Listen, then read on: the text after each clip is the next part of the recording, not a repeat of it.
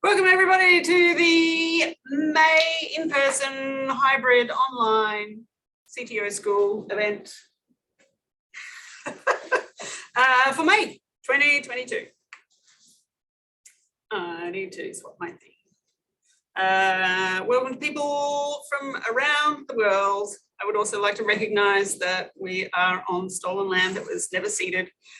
We're currently This particular presentation is coming from the Wurundjeri people of the Kulin Nation.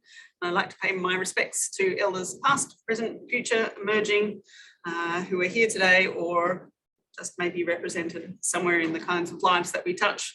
And I'd like to recognise the kind of privilege that we have being fortunate enough to happen to be born in Australia rather than, say, Ukraine right now. Thanks to our sponsor, Fastmail, who have provided us with hosting space and fees to cover our meetup space and a few other bits and bobs. If your company would like to be in front of a number of aspiring current and future technical leaders, we would love to have your support. Please contact myself or Andrew at some point if you are interested either in speaking or if you think you can provide some hosting occasionally, or maybe you would just like to find out how you can get your logo in front of fabulous people. If you're not currently on our Slack group because you found out about this meetup through meetup.com, you can send me an email and I will get you online. Or put it in the Slack chat and in the Zoom chat and we can get you hooked up. If you're interested in donating topic ideas or want to have a bit of a complaint or some ideas for other things that we can do, like in-person lunches, Tim, then we can pop that on our Trello board. We have a code of conduct, which the full version is online, but the short version is please be excellent to one another. Otherwise, one of the organisers will come and have a quiet word with you about how we wish to be respectful. And that doesn't matter what technology you're using or what gender or sexual orientation you are or whether you're disabled or anything else. This is supposed to be an inclusive and welcoming and learning environment. And that doesn't work if people are being rude, nasty or dismissive or condescending to one another. Any kind of harassment will come down upon. Language, behaviour, whether it's online or in person, is not okay. So if someone has been violating the code of conduct, maybe you've seen something or you've experienced it personally, please come and talk to one of the organisers. If you're unhappy about talking to one of the organisers themselves, I don't really have a good way. You can prepare an anonymous email and then send it through to us, and that way you would stay anonymous and we would still receive the feedback. If you would like an anonymous email, may I suggest Fastmail? No, Google's probably better. All right, now I have done the early morning proceedings. It's been a very long weekend. I would like to say a very warm welcome to our guest speaker tonight, Andrew Murphy, who is going to be talking to us about the cost of not hiring a graduate. So many people are like, you can't possibly hire a graduate. They'll be too expensive because they take time and effort to train. And I think Andrew's got a different take on the situation. So I look forward to hearing what he has to say. Take it away. Let me steal the screen share from you. Boop.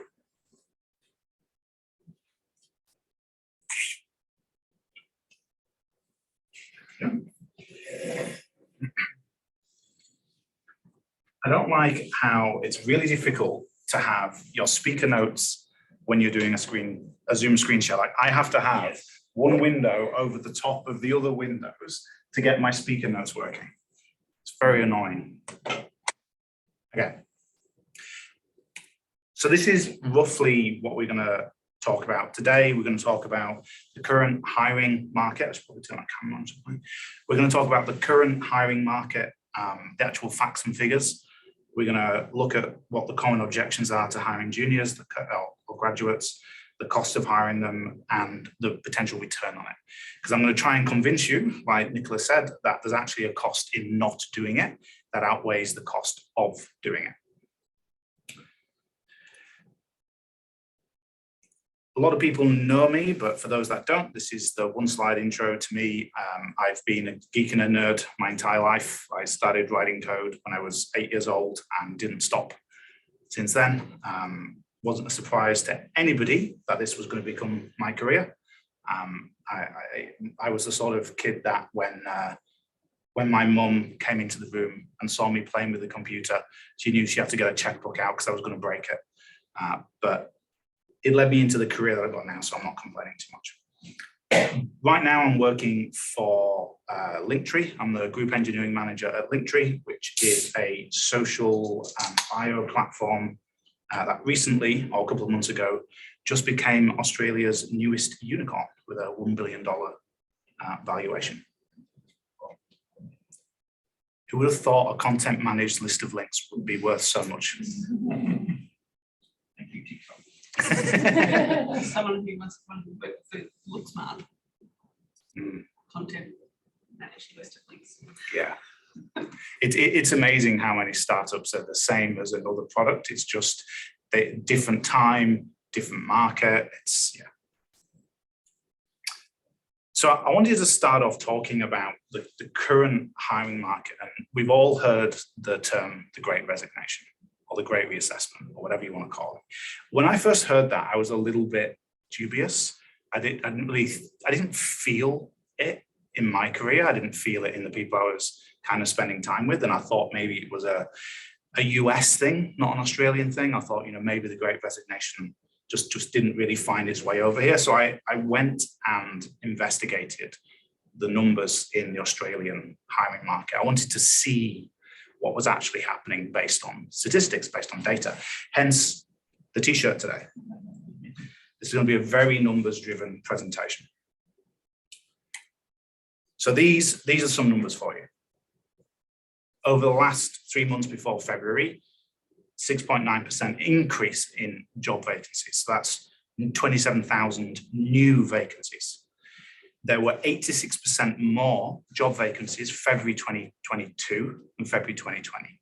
So almost doubling the job vacancies in 2 years.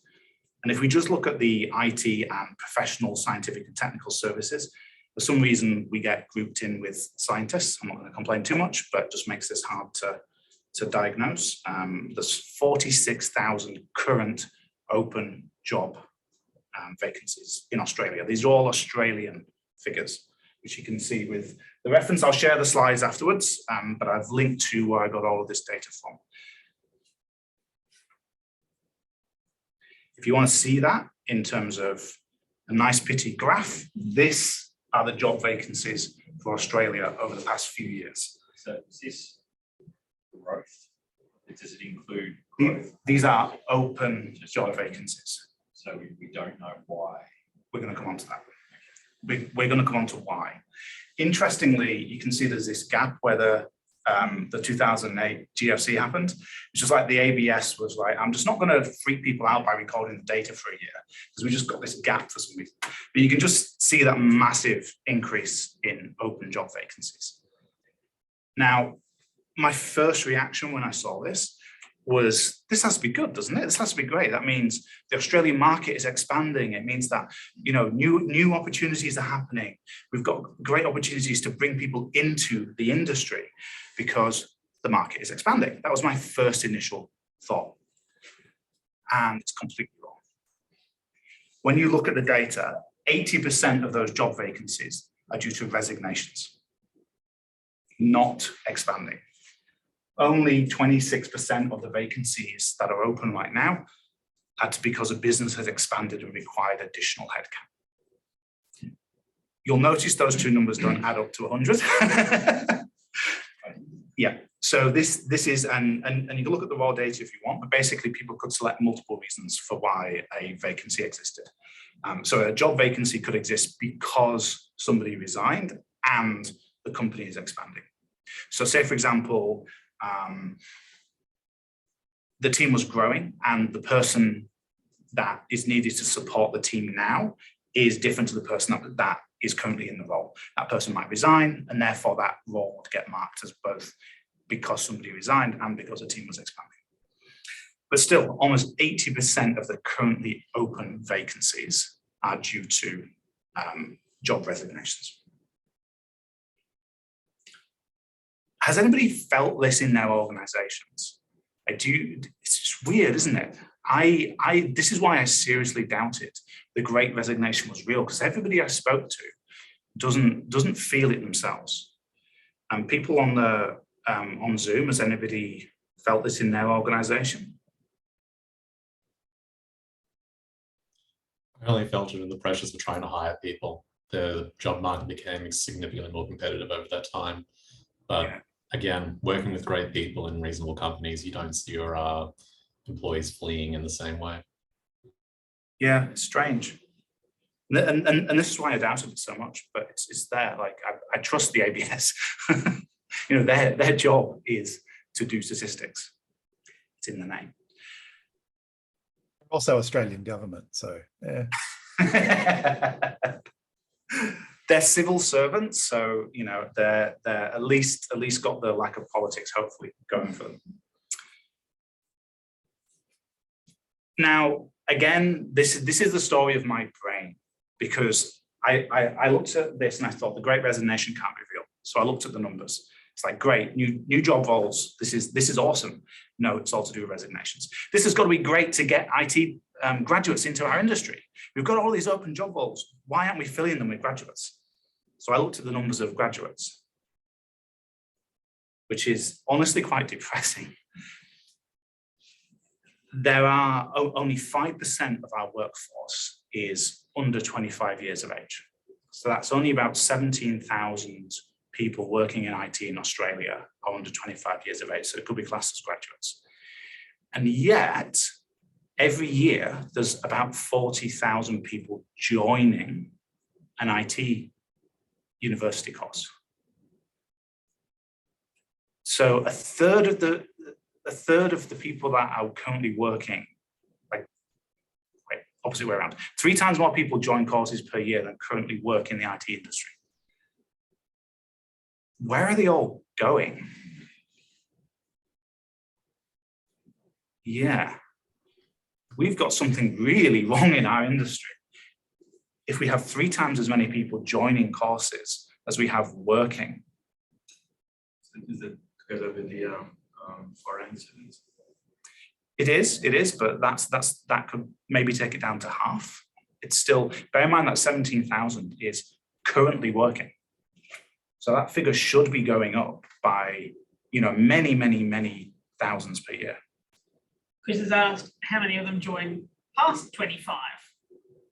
Sure. So, you know, career changes and things going into university courses. Yeah, no, it's definitely valid, but that would only seek to, you know, answer the question where they're going in terms of, you know, they finish their university course at 22 years old. What are they doing for the next 3 years to make sure they're over 25? Could be doing graduates. Well, what about mature age people entering into the university courses? Like That's what you're saying. Like, yeah, that's true. Or master's degree in excess of 5 years study. So, you know, it's. But I wouldn't imagine that's. I would find it very hard to imagine that like half of all university enrollments are mature age students going into IT. And bear in mind that 41,000 is per year, and that 17,000 is currently working. There's a gap. There's a huge gap. We've got Lorenz saying by 4th year, the class size is less than half the size of 1st year. So dropouts, she posits dropouts are huge. And someone else has said international cohorts from Daryl. Yeah, I'm sure all of these things add up to make this number less, but it's still not going to bring it down to, you know, the reality of the situation. It was startup. They all do their own startups. that would actually get included in this figure. If you're working in an IT industry, including your own startup, it would include you in that 17,000. So I've kind of tried to lay out the problem there in terms of we've got this hiring market right now that is absolutely insane. We've got people dropping out of the industry either during their university course, early in their career. We've got people who are just not finding their way into the Australian market. You know, if they're international students, I personally want them to stay here if they want to stay here and come into our industry if they want to do that. And so there's got to be a load of reasons why this isn't happening.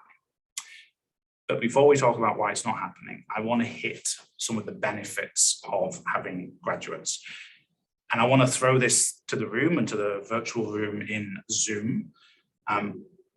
What have you seen in terms of the benefits of having graduates in your organizations? Energy. Energy, yeah. Youthful exuberance is what they bring. An open mind. Yeah. It's something else that they not having experience can be very good. You can mold someone into something that your organization needs. Yeah. For those who couldn't hear, actually, a question, can you guys hear the Zoom guys? Can you hear the audience? Yep. Sorry. Appreciate it. Yes, so yes and no. Okay. So I will, or I can just repeat for the benefit of the Zoom people. We just had some thoughts there around youthful exuberance, which I 100% agree with. It's amazing the energy, the dynamicism that can happen when you've got a graduate in a team. They're just genuinely happy to do anything. And you give a job to a senior engineer and you say, Jessica, make that button blue. And Jessica says, I've made buttons blue for the past 20 years. Why do I have to do this another time? And yet the graduate goes, oh my God, I get to make the button blue. Because they love doing anything. Yeah. A slightly less cynical version of that is I've hired grads in a time where there was a bit of a tech platform shift in a company, and a lot of the sort of old school, like, oh, we don't want to learn a new thing, and it's all really hard, and we need training. And the grad was like, hey, everything I do is hard. So this thing, that thing, it doesn't matter. Like, it's just like, I'll learn. Like, it's like I'm out of my depth every day of the week. So yeah, I'll have a go at it. And was like, it was a few years ago, but we needed people to learn Chef, and everyone's just like, we don't want to learn Chef. We're .NET devs, we're not Ruby devs. We don't want to do it. And he's like, I'm out of my depth anyway. I might as well learn Chef. And all of a sudden, like, became the Chef expert in the team. He was great. We've also had, Lorenz pointed out, it forces you to explain stuff properly and admit that you don't know or that you've forgotten stuff. And Yasif adds in that they bring in fresh perspectives and they're good to help question the status quo, because they don't know why things are done that way, and sometimes they're done that way for good reasons, and sometimes they're done that way because they're dumb. Yeah, and bringing those two things together in that process of explaining to the graduate why something is done in the way it is, you realize it's done. Whereas if it hadn't been questions, you wouldn't. Anybody else got any ideas? A few bad habits. Yeah, a few bad habits. You get to shape and mold them, definitely. So I had some here. So the one that we seem to be all skirting around, they're cheap. Like, seriously. We're not as mercenary as you, Andrew, obviously. I come from the dirty world of consultancy, so money is the first thing that my mind goes to. They are cheap and they are abundant. Like, if you want a group of talented, enthusiastic people, graduates are hard to beat. Loren's point about why a pull request called pull requests when you're not doing a Git pull is such a valid point. Thank you, man. Fresh perspectives, we've talked about that.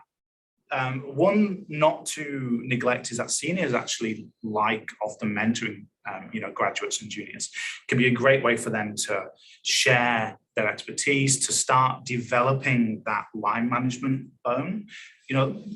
Moving people into leadership and into line management. We know this as leaders. It's an entirely different skill set, and it's a skill set which is hard to develop any other way than just practicing it and doing it and gaining it. Like, you can put focus in learning it, but you've got to put that knowledge into practice eventually.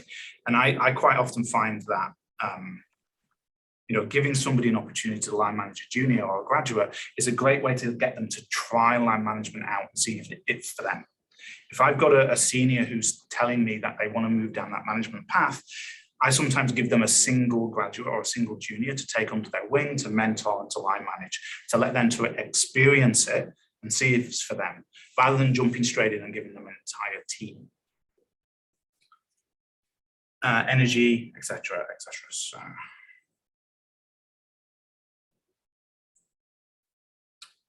happy to do anything. That was the point we had as well.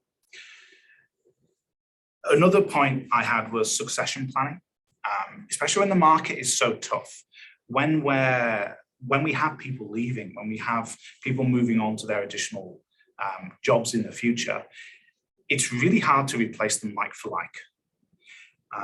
Just because the market is so tough, the more senior you are right now, the harder it is to find a replacement for you. So one of the things I like to build in organizations is a conveyor belt of talent.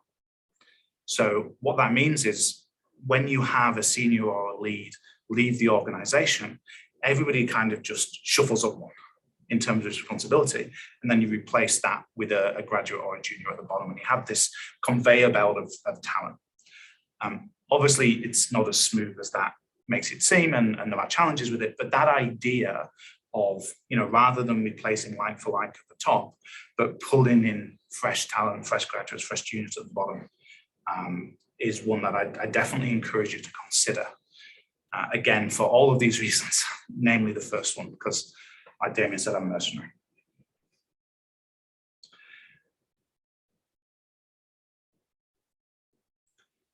So now let's address the other side of the equation. We've talked about the benefits of having graduates. Hopefully that's made you now want to go out and hire them, but there's probably still voices in your head saying there's a bunch of challenges with hiring them. So let's tackle some of those. What are the downsides? What are the challenges with hiring graduates?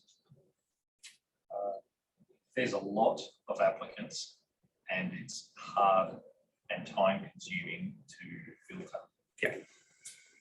Yeah, so the point there was a lot of applicants and it's hard and time consuming to filter.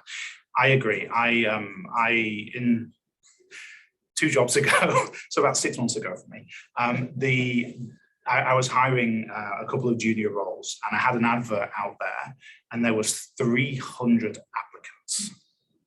300. It's a lot of room. Yes. Out of that 17,000. What's that? Out of that 17,000. Yeah. Yeah, it's really, really hard to go through that number. Like, you cannot go through them one by one and assess them all one by one. And the downside with the fact that you can't go through them all and assess them all one by one is that that's when cognitive bias starts slipping in, especially similarity bias. This person is like me. I'm good at my job, therefore they must be good at the job.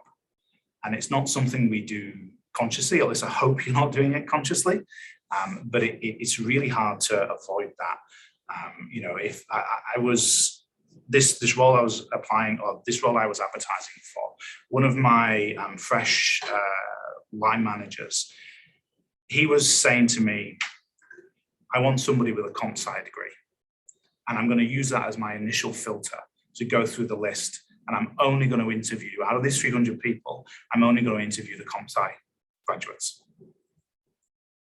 Okay, you have now just filtered a ton of candidates away that might be better for the job than a whole heap of those comp sci graduates. He just filtered away all of the people that had had career changes. The people we actually ended up hiring for that role, there was 2 of them. There was a woman who used to be an actuary and taught herself to be a software developer.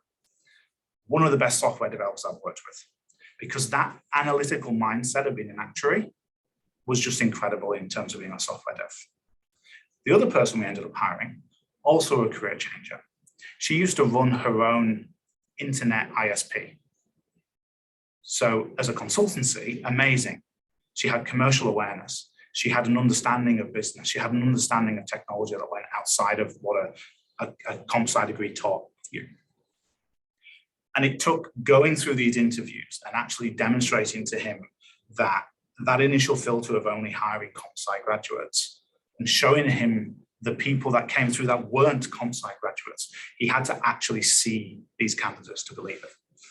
So it is really, really hard to go through all of these graduates, and we need some way of doing it, but it cannot be one that allows cognitive bias to kick in. Yasith, you've said we need adequate, we need to dedicate resources to adequately train and support them. Yep, there's an overhead in having graduates on your team. You can't deny that. Your team will reduce in productivity for the first few months of having a graduate on your team, because the overhead of taking them on board will be greater than the value that they add to the organization. There is no way of getting around that, but I'm going to show you that that may not be as bad as you think it is.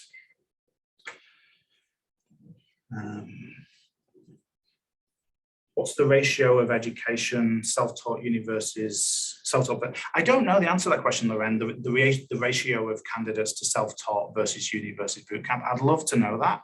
I think that'd be a really interesting statistic. Yeah, boot camps are popular at the moment. Yeah. We've got a heap of candidates from boot camps. Yeah, I like boot camps because they bring a lot of interesting talent from outside the software industry. I have some reservations about them. I find that a lot of people that come through boot camps, they're taught to think of themselves as a Ruby developer, as a React developer. And that leads them into this mental model that they can only ever get jobs as a Ruby dev or a React dev. Yep. And every time I hear somebody say to me, I'm a Ruby developer, I try and correct them and say, no, you're not, you're a developer who happens to know Ruby. And that mental model shift, I think boot camps tend to encourage more than university degrees do, more than self-taught does as well. Well, it's the focus. Yeah. They have to focus on something. Yeah. Darryl said, fear of lost investment, stepping stone. Can you elaborate on that stepping stone, Darryl? What you mean by that? I mean, this is just, I guess, from my own experience hiring graduates. There was a bit of pushback about graduates because, you know, businesses are wary about, you know, having to sort of spend all this time training somebody new, and then when it gets to the point where, you know, they're a meaningful contributor to whatever you have going on, and then they go, yep, I'm gonna hop off to somewhere else, and goodbye. And so the sort of like the argument here is, do you want to do that, or do you just want to spend more money and then just hire somebody who's going to leave in a couple of years anyway, but at least is at a higher level of competency? And that's the kind of, you know, the debate that always keeps going on. Yeah, that's a bit of a self-fulfilling prophecy as well, because if you go into something with that mindset, there's more likely an environment where people want to leave. Yeah. So we can create an environment where they would like to stay. Yeah, I think there's 2 points. That the first one is what Tim just said around, you know, the for those of you who couldn't hear, if that's the way you're going into the relationship with a graduate, it's going to be a self-fulfilling prophecy. 100% agree with that. The other thing I would say is I'm going to show you a spreadsheet later that actually shows you some modeling on how you can calculate when that transition point is, and when you've actually retained the investment you've made, started gaining investment. So you can start calculating if you think you can hold a graduate down that long, and it's not as far as you think it is. John just said, I like that bootcamp people usually had a work life beforehand. You can see that they can hold down a job. I agree with that completely. One of the things with a bootcamp or a self-taught person is if I take a 21-year-old comp sci graduate, I've got to teach them to program, because they don't actually know how to program most of the time. They've been taught to pass exams, and that's about it. But I've also got to teach them the business that they're operating in, and the understanding of what we're actually trying to achieve in the company we're in. But I've also got to teach them how to be an employee. I've got to teach them that turning up to meetings on time is important. Not playing with your phone is important. Actually doing work during the day is important. I've got to teach them all these things that a 21-year-old, 22-year-old just doesn't know. If I take a 30, 40, 50, 60-year-old person that's, you know, transferred from a different industry, you know, you generally don't have to teach them those things because they've had a career beforehand. You don't have to teach them how to be an employee. You often don't have to teach them business because they've been around so much. You only need to teach them how to program. Another challenge which ends up being a good challenge though is around onboarding. And so if your onboarding is hard, you'll be less likely to want to bring on a graduate. If you make your onboarding easy, well, it opens up your opportunities. Yeah. It's less investment from the company's point of view. It's better outcomes from the employee's point of view, and it means you can take on such a wider range of applicant or candidate. So yeah, onboarding certainly a challenge, but one to solve. I agree. We've got an entire developer experience team at Linktree whose whole job is to make it so that people can contribute code to the code base within the first week of starting at Linktree.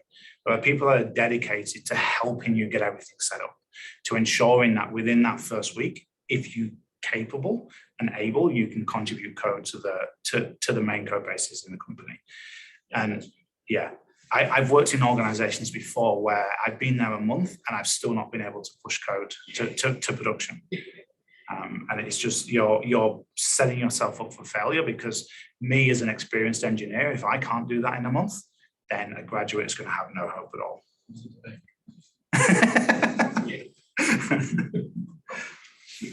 It wasn't actually, but I've had some experiences with banks that have been about the same. With banks, normally you can build the thing, you just can't actually deploy it. You can push it through. I would say another challenge is obviously finding a project that you think that they're going to be successful at.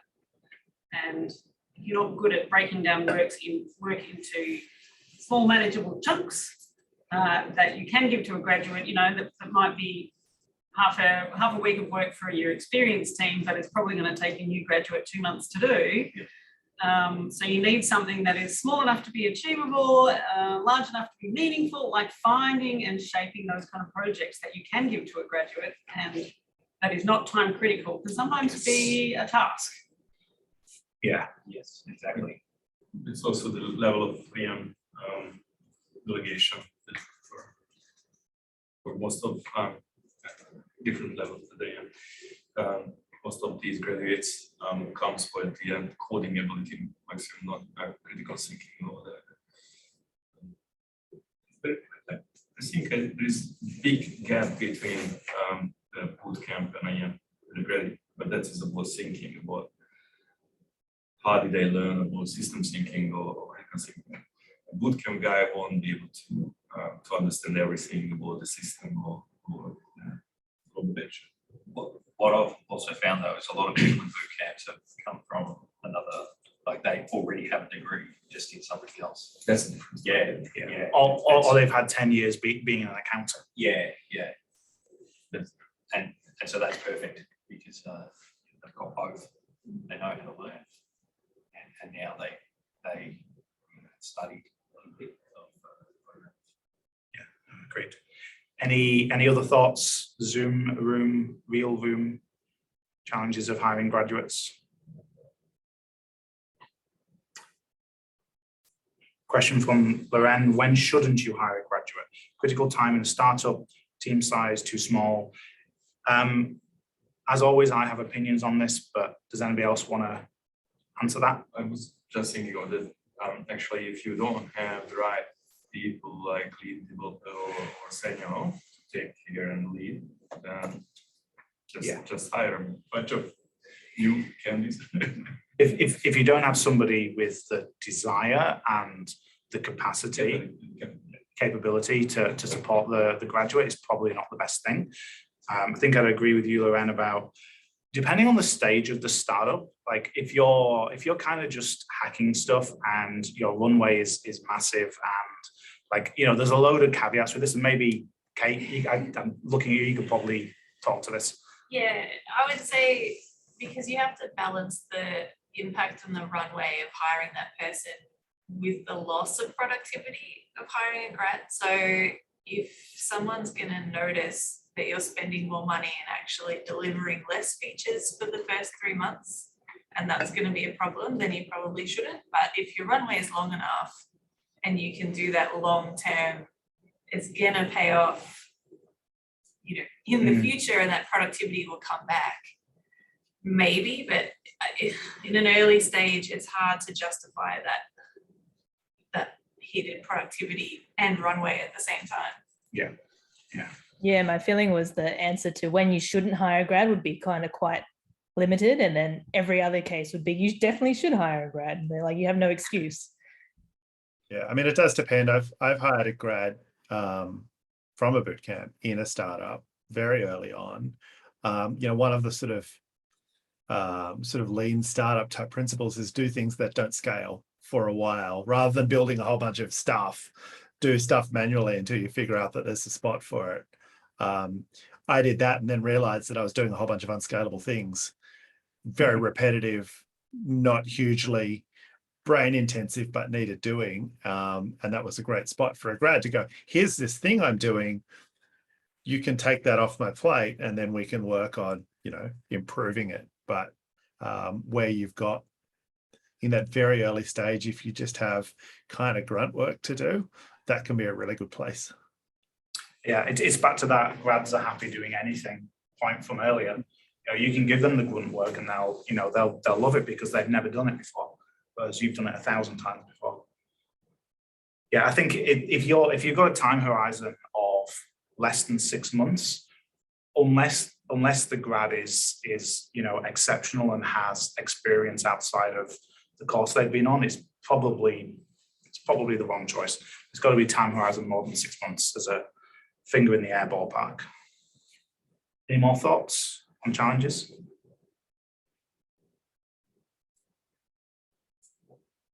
So these are the ones I had. So we had overhead of onboarding, number of applicants per role, difficulty in assessing candidates, losing candidates overseas. So one of the challenges right now, and this is to those numbers that we were talking about earlier, it's actually just as easy in this world of hybrid and remote work for a graduate to get a job in Seattle as it is for them to get a job in Sydney.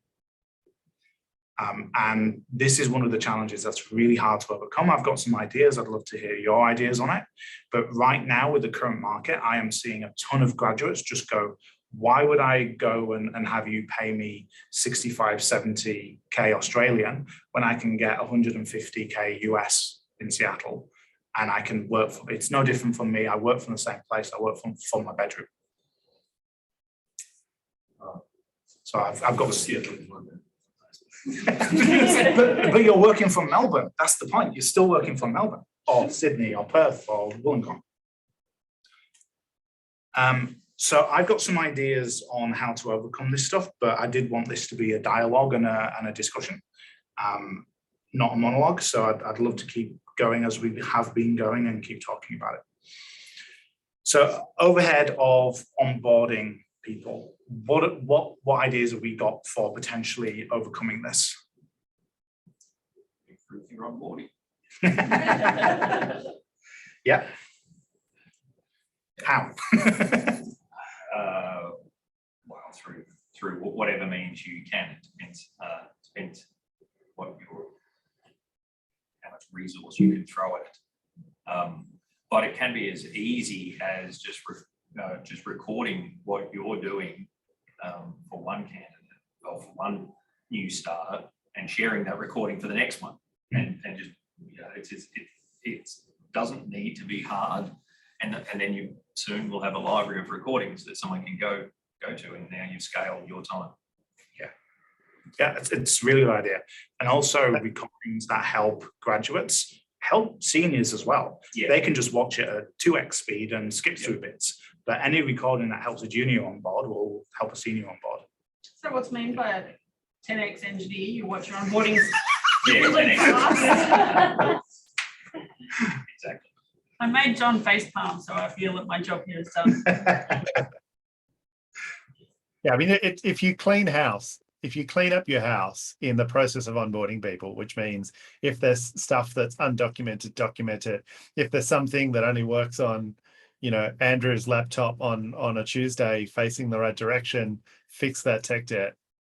Like if you clean house in the process of onboarding somebody, onboarding the next one's going to be easier. And there's hacks you can do as well. You can say, I will onboard you and we're going to record it.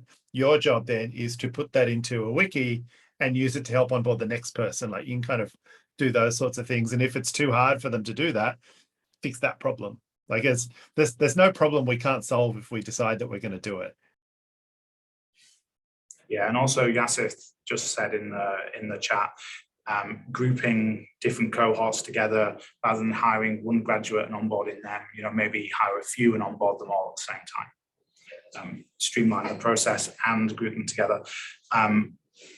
Darryl also said lots of automation, agreed. Automate as much of your onboarding process as possible. Don't have people going in and manually giving access. Take advantage of Google Groups and GitHub Teams and, you know, Slack groups, all the things you can so that you don't have to go in and manually add people. Chris is maybe disagreeing with Damien there about the quality of graduate documentation. It's not just that. I had to send the board team for your ISTQB testing. Yeah. Just to have the same vocabulary and understand statements and requirements. Yeah, I do think that, you know, the sending engineers on training courses about the disciplines that you know, intersect ours is only ever useful. I'd love to send all my engineers on ITSQB, IST, whatever it is. Yeah, ISTQB. I'd love to send them on, you know, delivery and agile courses. I'd love to send them on, you know, loads of other stuff to understand the vocabulary of what's happening around them. It all goes back to that, teaching them how to operate in the industry as opposed to teaching them how to code. And, you know, I had a QA that wanted to become a software developer. They were a manual QA, not an automation engineer, a manual QA. But I didn't have to teach them how to operate in a project. I didn't have to teach them what the role of the various aspects of the project were. I didn't have to teach them how to define pieces of work. I only had to teach them how to code. You can tell I've got a bias for career change graduates, can't you? Cool. The other thing I want to mention, documentation as TikTok videos. I like that. That's good. That's good. Do we need to dance while we're doing it though? Most definitely. But you need a cinnamon roll from the oven. As long as you link to it from your link tree, that's what we all need to do. I had a spreadsheet I wanted to show you. And everybody at this point looks at me and goes, why are we showing a spreadsheet in a presentation? I'm not going to go through it in detail, but I'm going to leave it. I'm going to share these slides and I'm going to allow you to go through it in detail yourself. But it's because I said earlier that I came from the dirty world of consultancy. So I used to run the teams at consultancies, and I used to do a lot of pre-sales and talking to clients. So I used to talk to a lot of people who were engineering leaders in their organizations. And again and again and again, I was seeing the story of we'd put a lot of people forward and they'd say no. We put a lot of people forward and they say no. We was working with these clients for 12 months, trying to place people with them, and they just kept saying, no, it's not perfect, it's not perfect, it's not perfect. They were waiting 12 months to find the perfect right candidate because they didn't want to waste time doing everything we've talked about. They didn't want to waste time not upskilling somebody. None of them ever sat down and said, what is the opportunity cost of not having somebody for 12 months? What are we missing out on by not having somebody in our team for 12 months? Yes, there's an overhead of onboarding somebody. Yes, there's a downside in bringing somebody on board. But what did we miss out on because we didn't have this person? So that's what my spreadsheet is. Again, not going to go through this, but the basic idea is I wanted to model out two options. The option is just hiring a senior and the value that that can add to your organization. The second option, the second scenario, is hiring a graduate. And in this model, I reduce the productivity of the senior because they have to support the graduate, and I have the graduate contribute 0 themselves, so a net negative contributor for 6 months. And then the graduate contributes back at a certain percentage to the senior. And you can see that just these numbers, which I don't think are off the wall, takes a day a week for the senior to support the graduate, even when it takes 6 months for the graduate to add any value at all. And when the graduate does eventually add value, they only add it at 50% the rate of the senior. I don't think those are two unreasonable numbers. And you can see within 12 months, you're already net positive. And actually you've paid back your investment and more. And I think I've been quite conservative with those numbers. I think you can have the graduate add value sooner. And I think they can add more than 50%. And I think a day a week is probably a little bit excessive for the whole of the 6 months. But this spreadsheet is here, and I encourage you to play with it and think about it. If all this does is make you question, am I thinking about this in the right way? Am I assessing the value of not hiring somebody? I've done my job this evening. Basically, I wrote this spreadsheet and then did the presentation around it. So what's the bolded column? Oh, that's just the total, the cumulative total.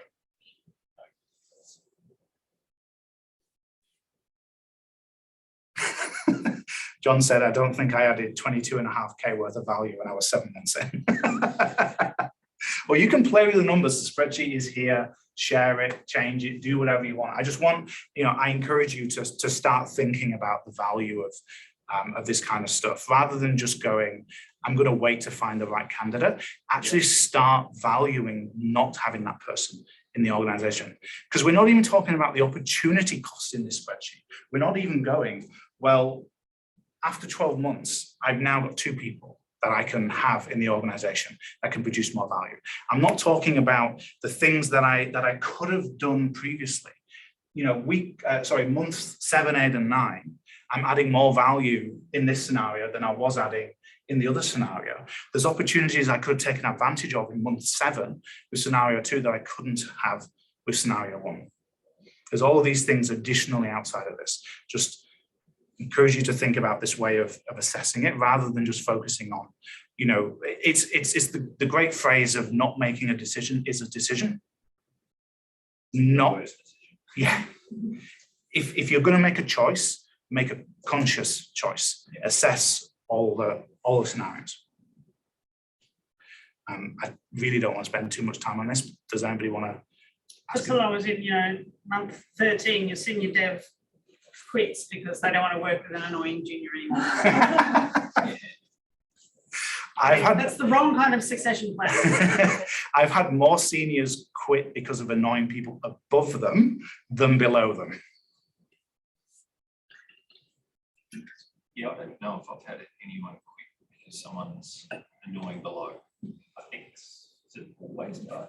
Well, normally it goes the other way around. The senior will engineer the removal of the graduate because they're just not up to scratch and they're really annoying, right. And it's taking you more than the schedule allocated 1 day a week that you've given me, and I don't think they're. But also as a leader, that's your problem. Like you should have seen that. Like you shouldn't get to the end of month 12 and then have your senior quit because the grad was annoying.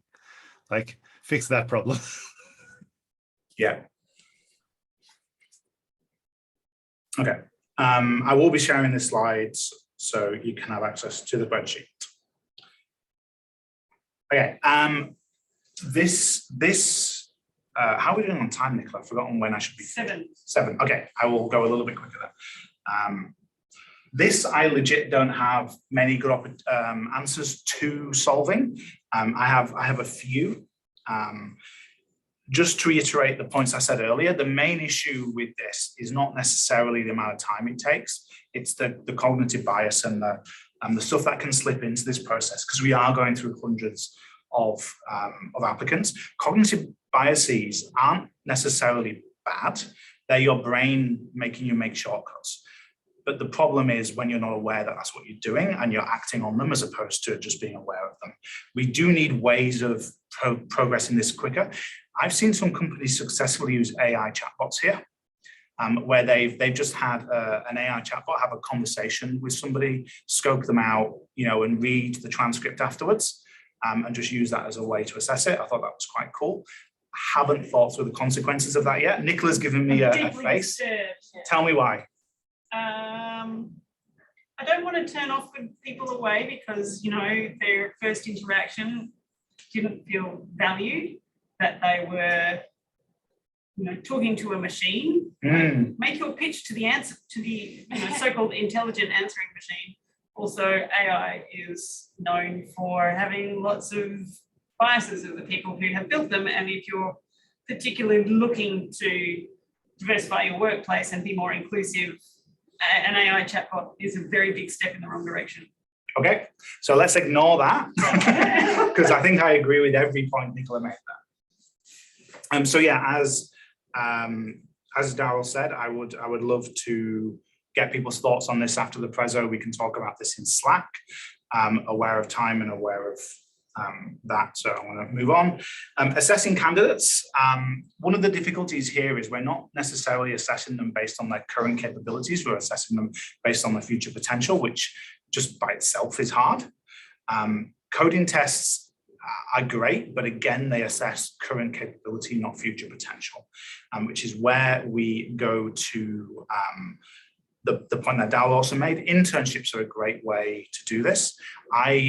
Paid internships, taking somebody on for a month or two, giving them the project Nicola was talking about earlier, actually having them demonstrate their skills and supporting them is a great way to do it. But again, it's resource intensive. You can leverage unis though for internships, and so you can leverage, I think they all do it, and it will bias people who are let's say action orientated, because the people applying for internships are the go-getters in that class.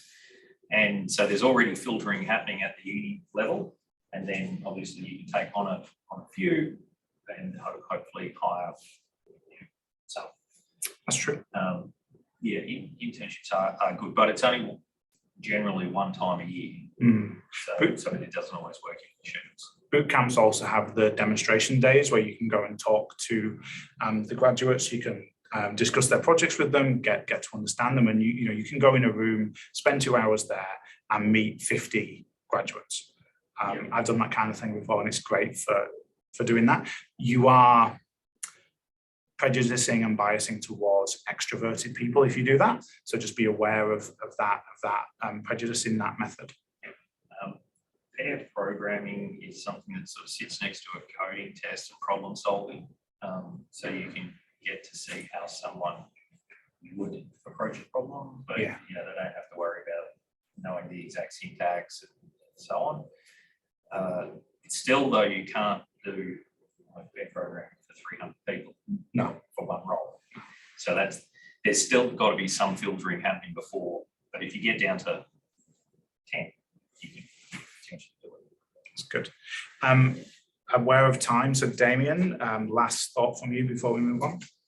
Yeah, so one of the grads I've hired got involved in volunteering at conference at Yale. So a lot of the sort of volunteers for that, find out where they're coming from. Because if that's a cohort of uni students, again, you're going to be biased more towards the extroverted types there, but as a way to identify the people that, have an interest in their own careers, look who's volunteering at stuff like, conferences. That's good. I like that. My last point on that problem solving test, this is just the general thing we do when you're assessing graduates. Don't give them coding challenges, give them problem solving challenges that are not necessarily related to a particular technology, because that allows you to assess their problem solving capabilities and critical thinking as opposed to their knowledge of syntax and libraries.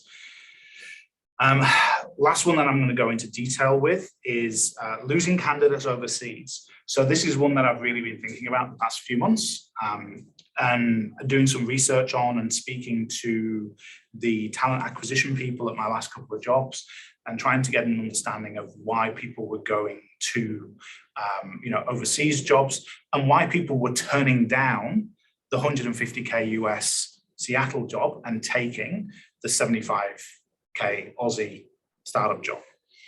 And the answer was that the Australian jobs resonated with them in a way that the Seattle ones couldn't, because they were either meaningful for the community, they were meaningful, ethical purpose, cultural purpose, societal purpose. There was a reason beyond the remuneration that meant something to the candidate. And the good news here is that a lot of younger people, so that the graduates that are coming out of universities now, the younger graduates coming out, they actually weight that significantly higher than salary. So they want their roles to have societal impact. They want their roles to be meaningful more than they want to get paid a shitload of money, which is really good for Australian companies. Well, interestingly, I went to a thing a couple of months back talking about the Great Resignation. We weren't even talking about grads, and they were saying, if you want to attract candidates, everything you've got up there is the same for experienced staff, that people these days, providing you get to a hygiene level of money, if they think the remuneration is fair, then at that point values becomes more important than discretionary above budget. Yeah, I've had conversations with some of my team about that, and they say that, they probably wouldn't leave for 30% more, but 50% more, they'll be like, yeah, I'll probably take that. And this HR person was saying, she said, if it's more than, I think it was 40%, she's like, it's very hard to compete, unless you can match that. But usually if you're at a 40% pay gap, you've got a problem. So don't even try to retain people who are, getting into that salary gap. But, for anything lower, you can probably find other ways to retain them. I will share that I did that and regretted it. For anybody in the room, I took the job that was ridiculous amounts of money and completely misaligned with my values, and then regretted it pretty much instantly. Consulting. Yes. Weirdly enough, it was consulting, and my current role is a significant pay cut from that role, but much more closely aligns with my values. And so, like Nicola was saying, this stuff applies at every level. I think I guess the thing to nail here is that for the younger graduates, it is more meaningful than maybe people that are more experienced and in their careers. It's also handy on the flip side, where you can say, hey, being nice to our people and doing nice things is worth this much percentage more. So I guess if you do nice things, then you don't have to pay them as much. It's kind of it's not a nice thing to do that, isn't it? But yeah, the bit where, that sort of gap, you can say, hey, if we do nice things, it means we have a gap between, like, someone will take $1 more and leave. Yep. Any more thoughts on that? The other thing that came up for losing candidates overseas, and general points, is growth. And I think this applies more to graduates than it does for established staff in some ways, which is people will stay for less money if they feel that they're going to be in a better position in a few years' time than they are now. So if you can sit there and they tell you that they want to be a CTO, you don't have to be able to sit there and say, in 2 years' time, you will be CTO of the company, but you can sit there and say, well, in order for you to get to CTO, you're going to need these skills. And, we can set up this project or this thing or that thing in order to help you get you on your path. And they'll be like, great, because I'm pretty sure I'm not going to get that at that ridiculously priced company, because, they have got these particular dysfunctions. So if you can offer career growth and opportunities for them, then they will take that in lieu of money. Make sure you deliver on it, though. Absolutely. Otherwise, you end up with a bad reputation in the industry for anyone in future that you want to hire. Yes. Cool. Okay. That was it. So thank you for that discussion. I think there's a lot of stuff left unsolved that I would love us to keep talking about. We run the monthly lunch as well. If you go on the meetup page, there's the lunch, and I would love to talk about some of this stuff that we didn't cover in the lunch. So if you have ideas, experiences on, I think the one we struggled the most with was just how do you go through 200-300 candidates without, you know, letting our cognitive bias run rampant. I'd love people to go away, research that, come back, and we can discuss it in one of the lunches. If I'll share the slide pack, but every bit of data that I showed, I sourced, so you can have a look at that. Connect with me on LinkedIn if you want. I sometimes post random crap. Cool, thank you.